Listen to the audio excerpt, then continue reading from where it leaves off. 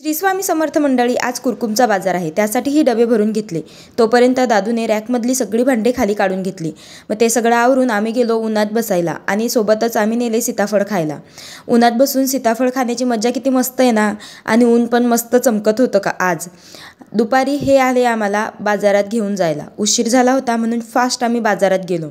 बाजाराची सिस्टीम खूपच बदलली आहे कुरकुमच्या। तुम्ही जर कुरकुमच्या बाजारात येत असला तर मला नक्की भेटून जा।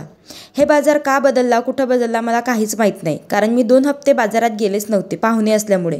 मग असं सुंदर दुकान लावून घेतलं। किती छान दिसतंय ना दुकान। ह्या समोरच्या ताई जरा विचारपूस करत होत्या। त्यांना जरा नवल वाटत होतं की बाजारात गुलाबजाम विकायला आले। मग चहा ब्रेक घेतला। तसा मी बाजारात चहा घेत नाही, पण थंडी पडली होती म्हणून 1 कप चहा घेऊनच घेतला। संध्याकाळी बाजार भरायची वेळ झाली होती। मग काय आपण झालो सावध आपला माल विकण्यासाठी। आणि हो, तुम्ही जर कुरकुमच्या बाजारात किंवा पाटसच्या बाजारात येत असले ना तर मला नक्की भेटा। संध्याकाळ झाली होती, दादूला भूक लागली होती, झोप आली होती म्हणून तो जरा चिरचिर करत होता। बाबाकडे त्याला जास्त बसायचं नव्हतं म्हणून आईजवळ येऊन बसला। मग काय, माझ्या पोराला घेऊन मी बाजार करते। चला, तुम्ही व्हिडिओला लाईक, चॅनलला सबस्क्राईब करा।